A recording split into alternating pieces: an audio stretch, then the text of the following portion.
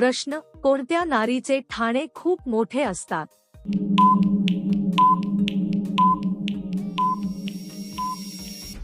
उत्तर, शरीररचनेतील फरक प्रत्येक व्यक्तीनुसार वेगळा असतो. अनुवांशिक घटक, हार्मोन्स आणि जीवनशैली याचा परिणाम दिसतो. काहींमध्ये स्नायू आणि ऊतक अधिक विकसित असतात.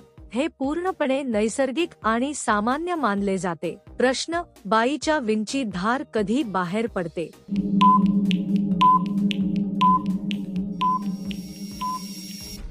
उत्तर, शरीरात उष्णता किंवा रक्तप्रवाह वाढल्यावर असा बदल दिसतो. ताण, श्रम किंवा भावनिक स्थितीमुळेही परिणाम होतो. हे शरीराच्या प्रतिसाद प्रणालीशी संबंधित असते. यात घाबरण्यासारखं काही नसतं. प्रश्न, संबंध करून झाल्यावर पत्नीला काय करायला आवडतं?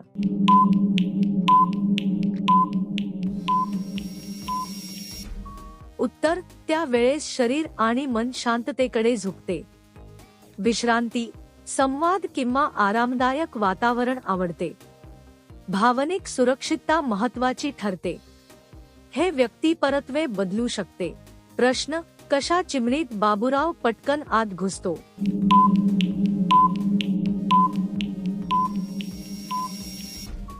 उत्तर, जिथे मार्ग मोकळा आणि अडथळे कमी असतात.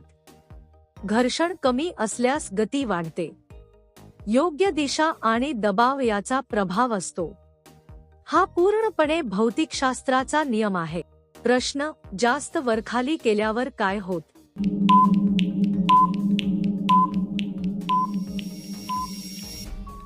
उत्तर, शरीरावर ताण वाढू शकतो. स्नायूंमध्ये थकवा जाणवतो. रक्तप्रवाह वेगवान होतो. म्हणून संतुलन राखणं आवश्यक असतं. प्रश्न, कोणता भाग चोखल्यास ओली होते?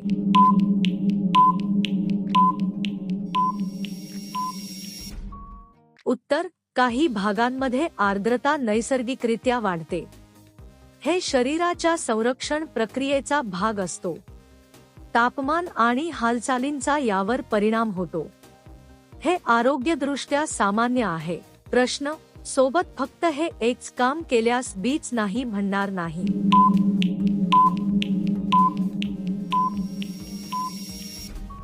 उत्तर, जेव्हा परस्पर समज आणि संवाद चांगला असतो.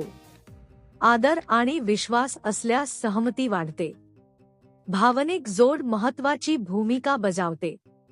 नात्याची गुणवत्ता इथे निर्णायक ठरते. प्रश्न, आत काही अडकलं तर काय होत?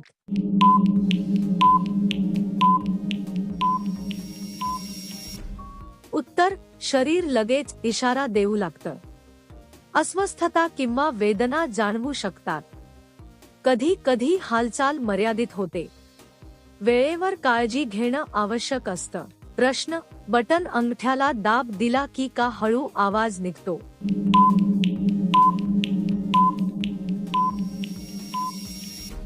उत्तर, दाबामुळे आतली यंत्रणा सक्रिय होते. हवेचा दाब बदलल्याने आवाज निर्माण होतो. हे यांत्रिक प्रक्रियेचं उदाहरण आहे. यात काही बिघाड नसतो. प्रश्न, चिमणीमध्ये घर्षण वाढलं की गती आपोआप का वाढते?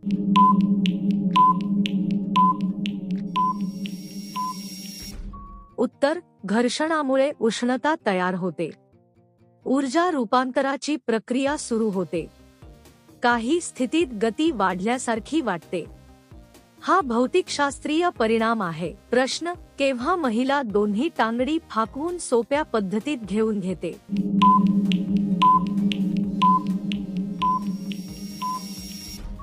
उत्तर, जेव्हा शरीर पूर्णपणे रिलॅक्स असतं. ताण कमी आणि विश्वास जास्त असतो. परिस्थिती अनुकूल असल्यास सहजता येते. हे मानसिक आणि शारीरिक घटकांवर अवलंबून असतं. प्रश्न, आत आवाज जास्त येत असेल तर त्याचा अर्थ काय समजावा?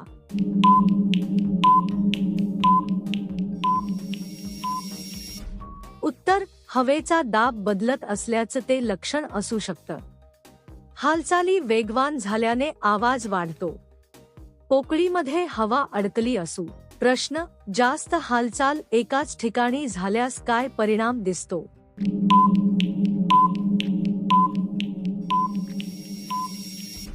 उत्तर, त्या भागावर ताण वाढू शकतो. स्नायूंमध्ये थकवा जाणवतो. संवेदनशीलता वाढण्याची शक्यता असते. म्हणून हालचालींमध्ये संतुलन ठेवणं योग्य ठरतं. प्रश्न, शरीर गरम झाल्यावर आतून वेगळा आवाज का जाणवतो?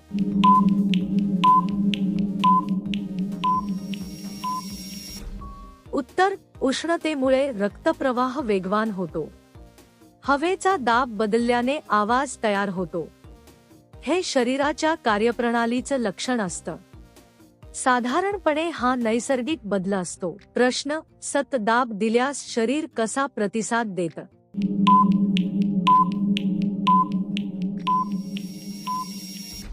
उत्तर, शरीर संरक्षणासाठी प्रतिक्रिया देते.